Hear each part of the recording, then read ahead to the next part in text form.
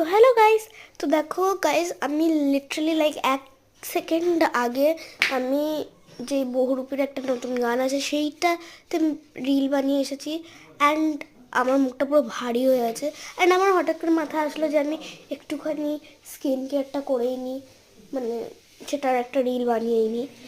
তো যাই হোক, সবচেয়ে প্রথম আমি লাগাবো হচ্ছে টোনার। আর আমার ক্যামেরাটা পড়ে গেছে, প্লিজ কিছু মাইন্ড করো না। আরে ধরতে রেখে পড়েই যাচ্ছে বারবার।